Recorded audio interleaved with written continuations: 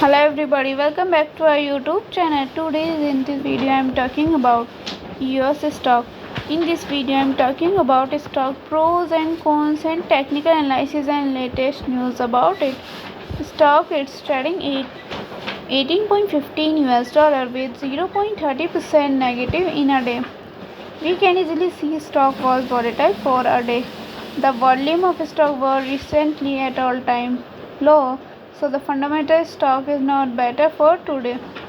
Before buying and selling the stock, please consult your financial advisor. Today's video is done.